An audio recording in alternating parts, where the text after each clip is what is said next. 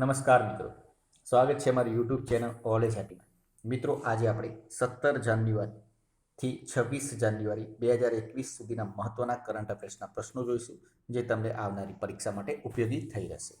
મિત્રો, જો આની તમે પીડીએફ ડાઉનલોડ કરવા માગતા હોય તો કાલે સવારે તમને ટેલિગ્રામ ચેનલ ઉપર આની પીડીએફ મળી જશે, તો ટેલિગ્રામ ચેનલ ઉપર જોડાઈ જજો. પ્રથમ આપણે 17/1/2020થી 23/1/2020 સુધીના કરંટ અફેર્સના પ્રશ્નો જોઈશું. પ્રથમ ક્વેશ્ચન: ગોવામાં કેટલામો આંતરરાષ્ટ્રીય ફિલ્મ મહોત્સવનો પ્રારંભ થયો? 51મો. ગણતંત્ર દિનની રાજ્ય કક્ષાની ઉજવણી ક્યાં થશે? દાહોદ ખાતે. સ્માર્ટ સિટી રેન્કિંગમાં કયું શહેર પ્રથમ ક્રમે આવ્યું? તો વારાણસી શહેર પ્રથમ ક્રમે આવ્યું છે સ્માર્ટ સિટી રેન્કિંગમાં. ત્રીજા ક્રમે ગુજરાતનું સુરત, ચોથા ક્રમ પર અમદાવાદ. તો વારાણસી પ્રથમ ક્રમે છે, ત્રીજા ક્રમે ગુજરાતનું સુરત છે અને ચોથા ક્રમ પર અમદાવાદ શહેર આવેલું છે. દેશના પ્રખ્યાત શાસ્ત્રીય સંગીતજ્ઞ જેમનું હાલમાં નિધન થયું તે કોણ? ઉસ્તાદ ગુલામ મુસ્તફા, જે 1991માં તેમને પદ્મશ્રી મળ્યો હતો, 2006માં પદ્મભૂષણ અને 2018માં પદ્મ વિભૂષણથી તેમનું સન્માન કરવામાં આવ્યું હતું. મુક્તેશ્વર ડાન્સ ફેસ્ટિવલ ક્યાં મનાવવામાં આવે છે? તો મુક્તેશ્વર ડાન્સ ફેસ્ટિવલ ઓડિશા ખાતે મનાવવામાં આવે છે. ભારત પાસેથી કોરોનાની કોવિડશિલ્ડ રસી મેળવનાર સૌપ્રથમ દેશ કયો બનશે? તો બ્રાઝિલ દેશ બનશે. સોમનાથ ટ્રસ્ટના ચેરમેન તરીકે કોની વરણી કરવામાં આવી? તો વડાપ્રધાન નરેન્દ્ર મોદીની વરણી કરવામાં આવી છે સોમનાથ ટ્રસ્ટના ચેરમેન તરીકે. એના પહેલાં કેશુભાઈ પટેલ હતા. આગળનો ક્વેશ્ચન: સીઆરપીએફ અને ડીઆરડીઓએ વિશેષ બાઇક વિકસાવી, એનું નામ શું છે? Rakshita. Global fire power index મુજબ 138 દેશોની સૈન્ય તાકાતમાં ભારત કેટલામાં ક્રમે છે? ચોથા ક્રમે છે. અમેરિકા પ્રથમ ક્રમે છે, રશિયા બીજા ક્રમે અને ચીન ત્રીજા ક્રમે આવે છે. હાલમાં ભારત ફ્રાન્સ વચ્ચે જોધપુરમાં યુદ્ધ અભ્યાસ થયો. આ અભ્યાસનું નામ શું છે? એક્સ ડેઝર્ટ નાઇટ 21, જેનું નામ આપવામાં આવેલું છે. સુભાષચંદ્ર બોઝ જન્મ જયંતિ 23મી જાન્યુઆરી દિનને સરકારે કયા દિવસ તરીકે ઉજવવાની જાહેરાત કરી છે? પરાક્રમ દિવસ તરીકે ઉજવવાની જાહેરાત કરી છે. જો બાઇડેને અમેરિકાના કેટલામાં પ્રમુખ તરીકે શપથ લીધા? 46મા પ્રમુખ તરીકે શપથ લીધા બાઇડેને. નાણાં મંત્રાલયના મહેસૂલ વિભાગ હેઠળ આવકવેરા વિભાગે નવી ફેસલેસ પેનલ્ટી સ્કીમ રજૂ કરી છે. તેનો ઉદ્દેશ શું છે? તાજેતરમાં લોન્ચ થયેલ ફેસલેસ આકારણી કાર્યક્રમ હેઠળ દંડ કરાયેલ ઓર્ડરને હેન્ડલ કરવાનો છે.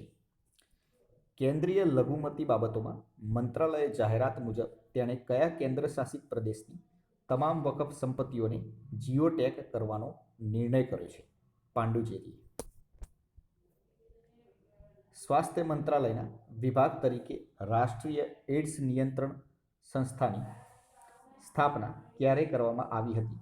તો 1992માં કરવામાં આવી હતી, જેનું મુખ્ય મથક છે દિલ્હી. ભારતીય નૌકાદળે 2 દિવસીય કઈ સૈન્ય કવાયત પૂર્ણ કરી, જેમાં ભારતની સૌથી મોટી દરિયાઈ સંરક્ષણ કવાયત કહેવામાં આવે છે અને ભારતના સમગ્ર દરિયાકાંઠાને આવરી લેવામાં આવે છે? C vigil. હાવડા કાળકા મેલનું નામ બદલીને શું કરી દેવાશે? નેતાજી એક્સપ્રેસ કરી દેવામાં આવશે. Gujarat control of terrorism and organised crime GUJCTOC કાયદો ક્યારે ઘડાયો હતો? 2015માં ઘડાયો હતો.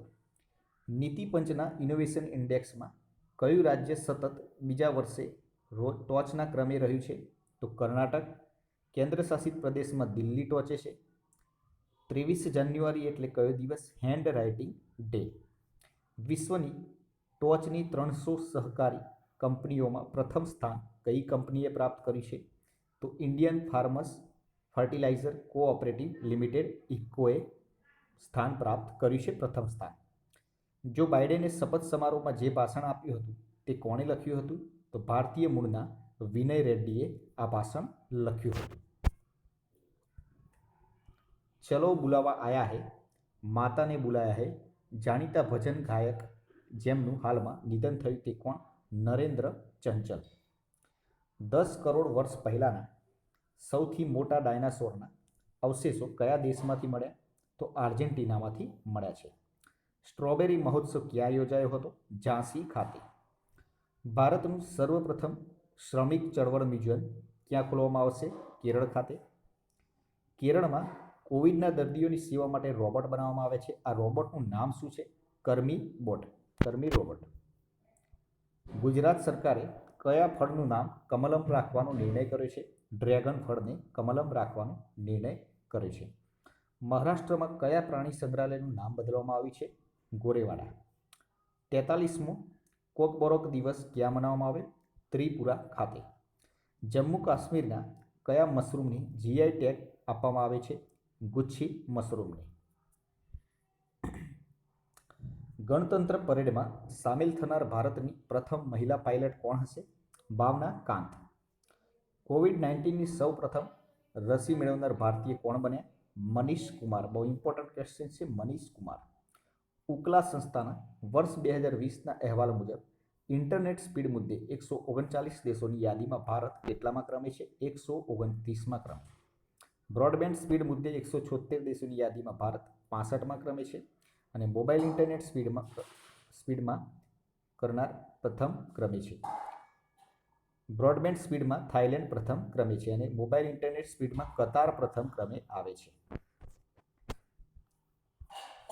વહાલી દીકરી યોજના વિશે માહિતી લઈએ તો પ્રથમ ધોરણમાં પ્રવેશ વખતે ₹4,000, 9મા ધોરણમાં પ્રવેશ વખતે ₹6,000 અને 18 વર્ષની ઉંમરે ઉચ્ચ શિક્ષણ લગ્નમાં ₹1,00,000ની સહાય આપવામાં આવે છે.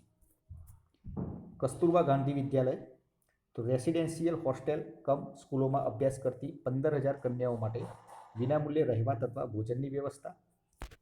આગળ જોઈએ મુખ્યમંત્રી કન્યા કેળવણી નિધિ યોજનામાં MBBSમાં અભ્યાસ કરતી 5,111 વિદ્યાર્થીઓને સહાય આપવામાં આવશે. મુખ્યમંત્રી મહિલા ઉત્કર્ષ યોજના અંતર્ગત 10 લાખ મહિલાઓને 0% વ્યાજે ₹1,000 કરોડ સુધીનું ધિરાણ અપાશે. ગંગા સ્વરૂપ આર્થિક સહાય યોજના અંતર્ગત વિધવા બહેનોને ₹1,250 પ્રતિ માસ સહાય આપવામાં આવશે. હવે આગળ જોઈએ આપણે 24/1/2021 થી 26/1/2021 સુધીના કરંટ અફેર્સના પ્રશ્નો જોઈશું.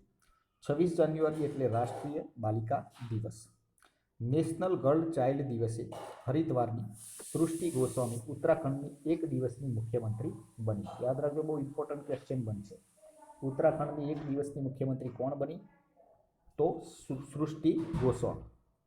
25 જાન્યુઆરી એટલે કે નેશનલ વોટર્સ ડે, રાષ્ટ્રીય મતદાતા દિવસ 2021માં 11મો રાષ્ટ્રીય મતદાતા દિવસ રહેશે. દેશભરમાં શહેરની ક્વોલિટી ઓફ લાઈફના સર્વેમાં અમદાવાદ કેટલામાં ક્રમે છે?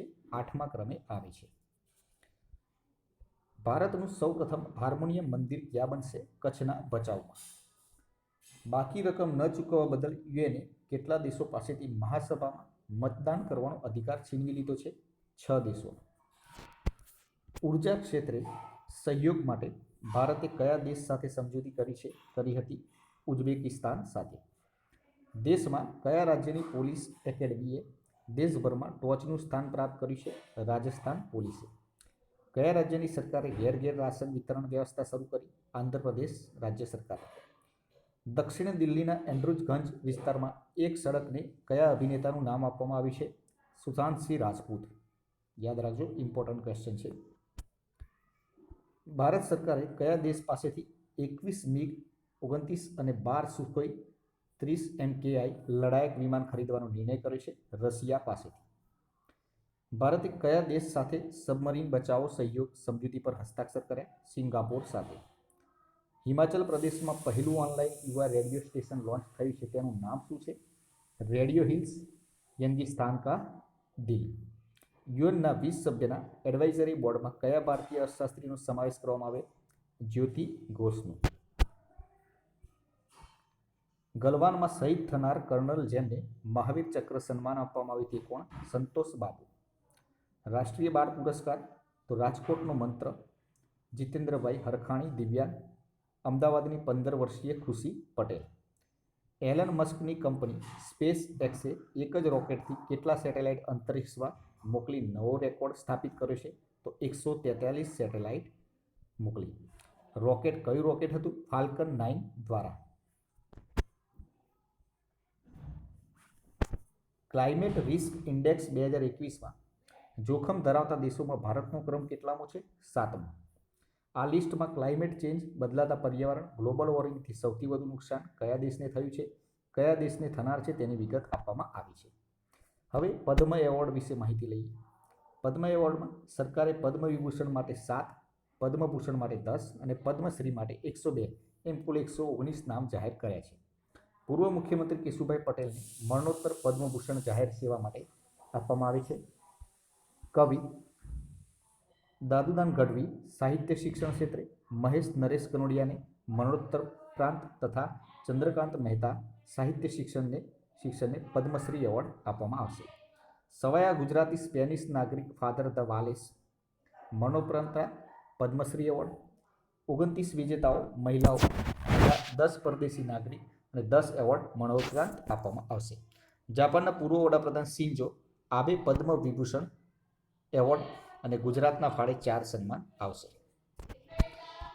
ગુજરાત પોલીસના 19 અધિકારી જવાનોને રાષ્ટ્રપતિના ચંદ્રક જાહેર કરવામાં આવ્યા છે. મિત્રો, આ હતા કરંટ અફેર્સની માહિતી. વિડીયો પસંદ આવે તો લાઇક કરજો, શેર કરજો, ચેનલને સબસ્ક્રાઇબ કરવાનું ના ભૂલતા, જેથી કરીને આવનાર દરેક વિડીયો નોટિફિકેશન આપણે સૌપ્રથમ મળી જાય અને આપણી તૈયારીમાં વધારો થઈ શકે. એટલે ફરીથી નવા વિડીયો સાથે મળીશું. જય હિન્દ, જય ભારત.